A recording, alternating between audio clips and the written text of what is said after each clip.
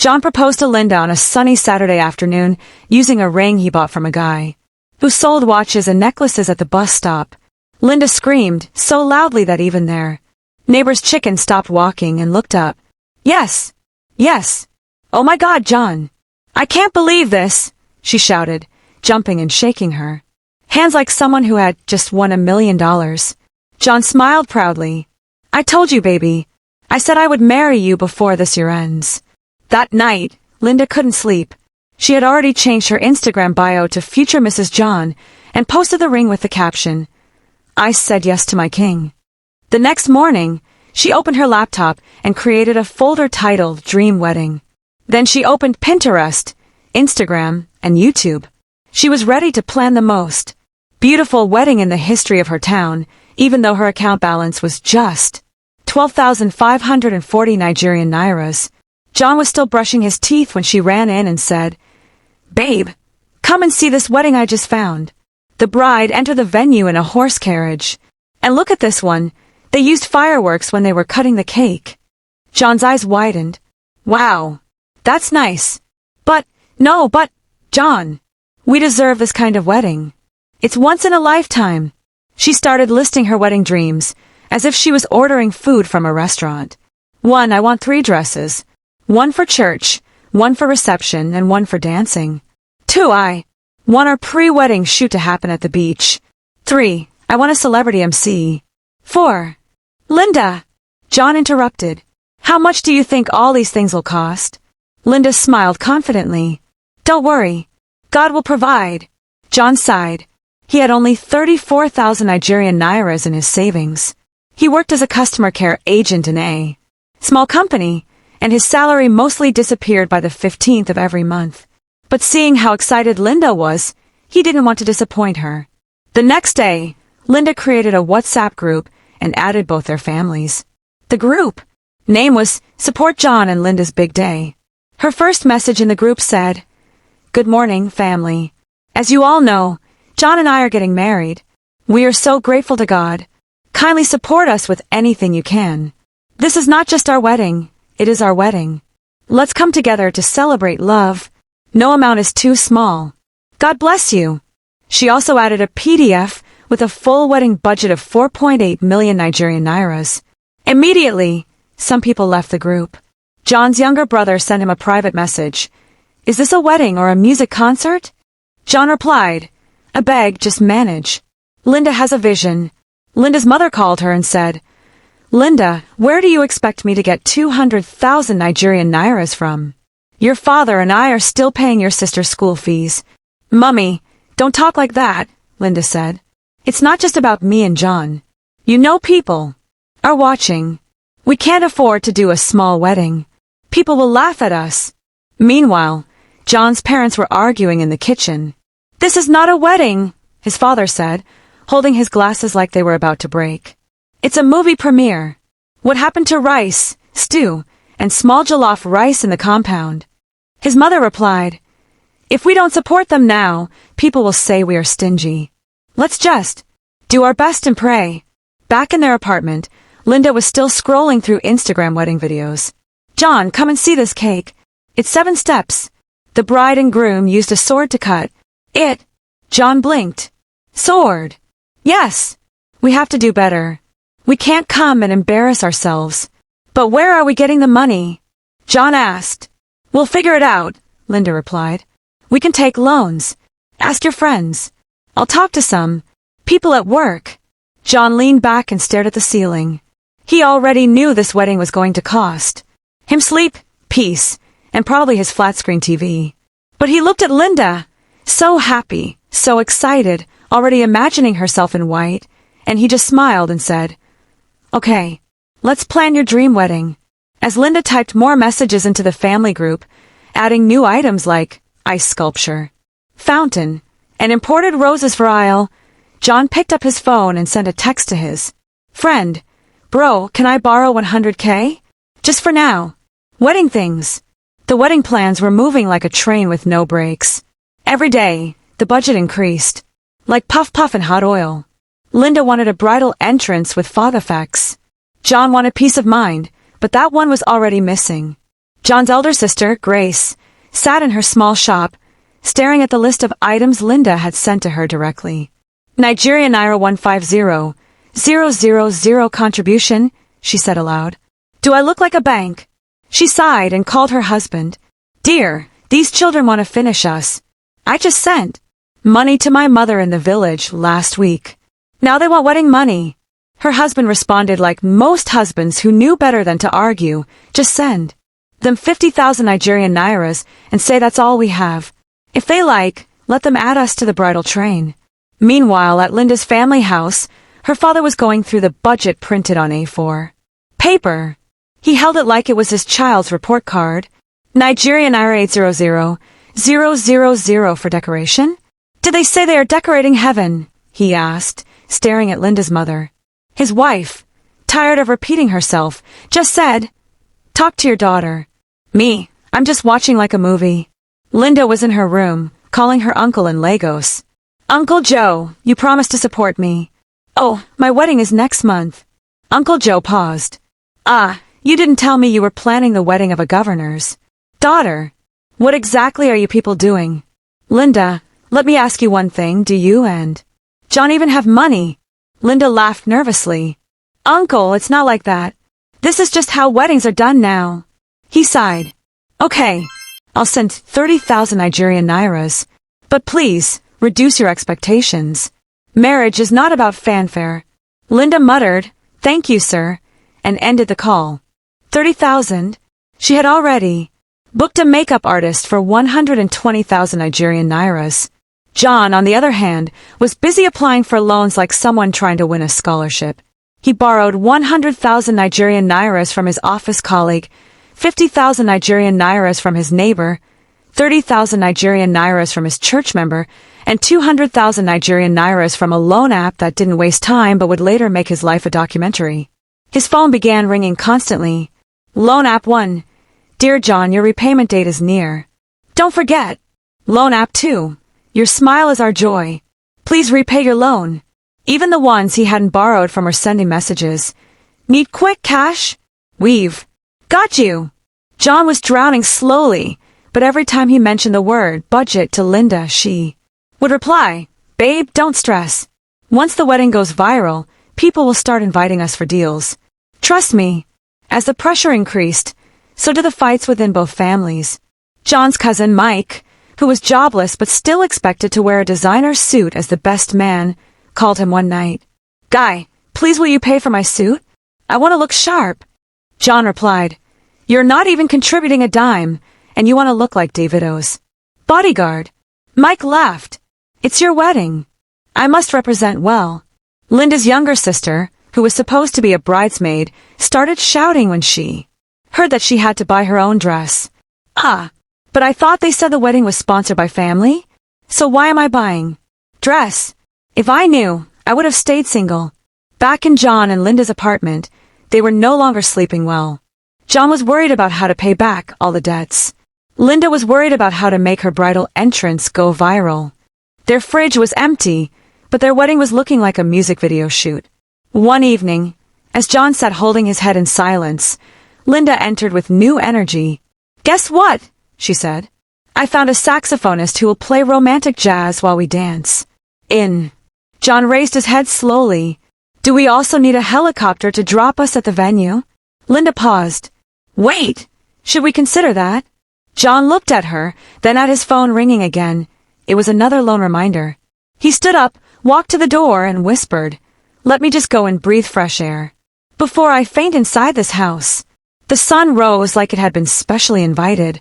It was finally the big day, John and Linda's wedding. The one they had planned like a presidential inauguration. People came from far and near. The hall was decorated like a music award show. White and gold everywhere.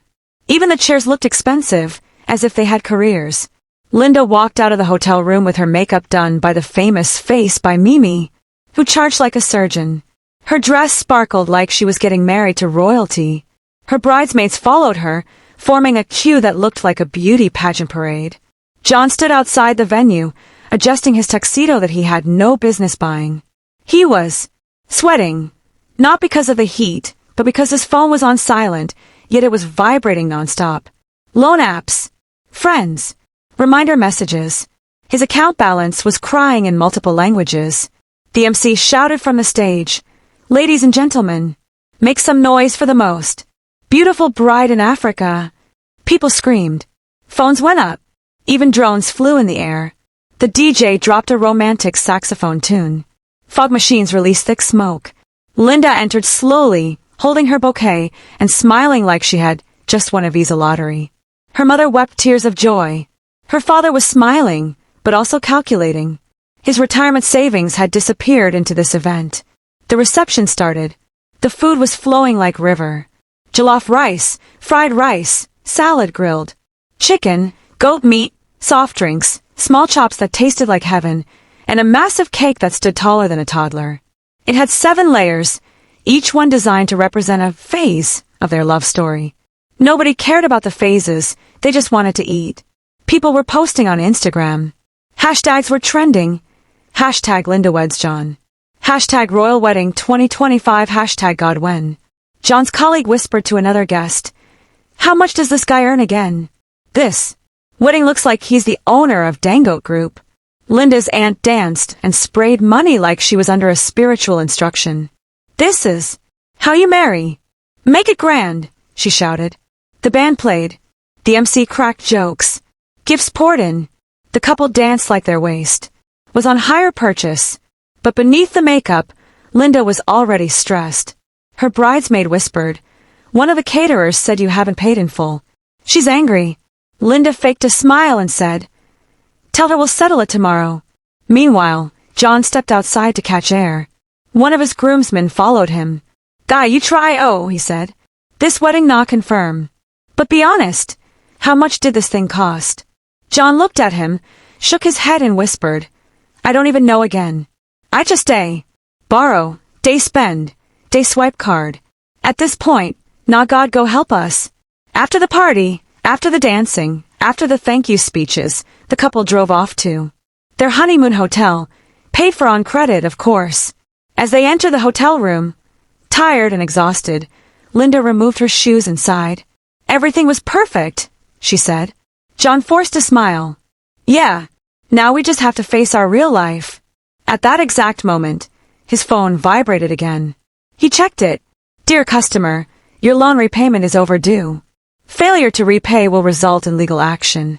He turned the phone upside down and lay on the bed. Linda's phone also rang. It was the decorator. "Hello, Linda. Please, you people haven't completed the balance. I was being patient because of the wedding, but I need the rest by tomorrow." Linda hung up and sighed. They both lay there in silence, staring at the ceiling. "Should we cry now?" John asked. "Or after the honeymoon?" Linda laughed a little, then covered her face with a pillow. It was the wedding of the year. But deep down, both of them knew it was the beginning of a very bumpy ride. The honeymoon ended faster than a public holiday. John and Linda came back to a house filled with silence and bills. The fridge was empty, the air was hot, and reality sat in the corner of their living room, sipping cold Zobo and waiting for them. The first night back, John opened his inbox and almost screamed. Messages everywhere. Loan apps, decorators, MC, caterers, photographers, all politely reminding him that balance still day. Linda sat on the couch, scrolling through Instagram. Every post was about their wedding. "Ah, look at this one," she said. "We really trended." John looked up from his phone. "We trended, but we're also trending on people's debt list. Look at this decorator. He said if we don't pay, he'll post online that we owe him." Linda dropped her phone. "Ah, why now?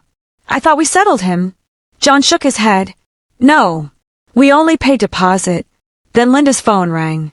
It was her cousin, Tracy, the bridesmaid that danced like her life depended on it. "Linda, please, that your friend who borrowed money from me to buy fabric for the wedding, she hasn't paid me. I just want to remind you." Linda almost choked. "What? I didn't even know she borrowed from you." Tracy hissed on the phone. "You people did wedding like movie premiere. Now we're all paying for it." That night, John couldn't sleep. The AC wasn't working because the electricity bill hadn't been paid. And even though the wedding was just a week old, he and Linda had already argued 5 times about money. "You should have told me before you borrowed from Mike," Linda said one evening, arms folded. John replied, "You too, you should have told me before you ordered that giant cake. What was it for? Were we feeding a football team?" They both went quiet. The next day, the bank called. This time, it wasn't just a text. A real human voice. "Mr. John, this is a reminder that your loan repayment is due. You've missed 2 dates already. If payment is not made soon, we may have to involve legal steps." John nodded like the man could see him through the phone. "Okay, sir, I'll pay. But pay with what?" Linda tried calling a few friends to ask for help. Most didn't pick. One friend picked and laughed nervously. "Ah, you people that had a celebrity wedding? No, oh, I'm sure you're fine." John tried to get a salary advance from work. HR said he had already taken one last month for wedding preparation. That week, they both ate noodles 3 nights in a row. The rice had finished, and the meat that was left from the wedding had gone bad. They sat in the dark one night because they couldn't afford fuel and NEPA was on strike. "Is this marriage or punishment?" John whispered. Linda was quiet. Her makeup kit sat in the corner, untouched since they came back. There was no outing to paint her face for. No Instagram story to update. "Maybe we should have just done a simple wedding," she said at last. John nodded. "Or court wedding SEF. With puff puff and malt." They both laughed a little, then sighed. Reality had finally moved in with them rent-free, and it didn't look like it was planning to leave anytime soon. 3 months after the wedding, John and Linda had become full-time members of the We Regret Our Wedding Choices Association. They had paid off only half their debts. The decorator had gone online to drag them. One caterer even posted a picture of the wedding jollof with the caption, "This rice was not free. Balance is love." Their phones were now on silent mode, 24/7. Every knock at the door made their hearts jump. Was it the photographer? Or the bank? John had lost weight, not from gym, but from stress. Linda no longer cared for makeup or wigs. Even her mother called one day and said, "My daughter, are you sure this marriage is not stressing you too much? You used to shine before." But one hot afternoon, as they sat quietly in their living room, staring at the ceiling and thinking of which loan app would embarrass them next, Linda finally spoke. "John, I can't continue like this. My neck is becoming longer every day from stress. Even my hair stopped growing." John sighed. "What do we do now? We've borrowed from friends, family, the bank even. From that app that calls your whole contact list when you default." Linda stood up dramatically. "We must change. From today, we cut our coat not even according to our size, but according to the material available. Even if it's handkerchief size." That was the turning point. They called a family meeting, not to beg for money this time, but to apologize for the pressure and drama. John's elder sister, who had borrowed money to support the wedding, and was now avoiding them, cried when they sincerely told her, "We were foolish." Linda sold her a used second wedding dress online. John sold his wedding suit too, after all, he said. "It brought me debt, not destiny." They used the money to buy a second-hand fridge and start a small cold drinks business. Right from their house. It wasn't fancy, but it brought in daily income. Gradually, they started paying off debts. Not fast, but steady. One caterer forgiven. One decorator paid small. The bank loan still made their hearts skip, but at least they were trying. More importantly, they stopped fighting. No more shouting about who caused what. They laughed more. They planned together. They dreamt again, but this time, with calculator in hand. One Sunday in church, during a couples program, the pastor invited them to share their story.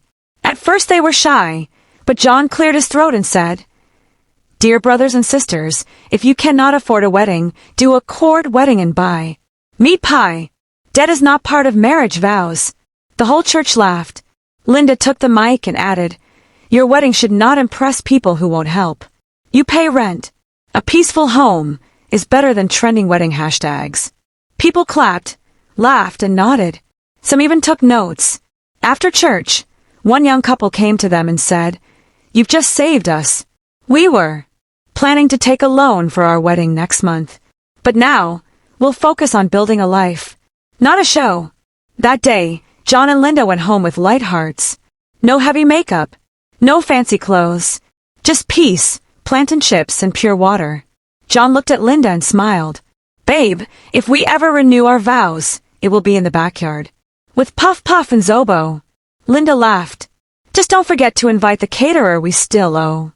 They both burst into laughter. From that day on, they lived simply, loved deeply, and never again borrowed for celebration. Lesson learned. Peace returned. Marriage redeemed. If you enjoyed this story and it made you smile or think, please don't forget to like, subscribe, and share it with someone who's planning a wedding right now. You just might save them from stress. Have you seen or experienced a wedding that left the couple in debt? Drop your story in the comments. Let's laugh and learn together.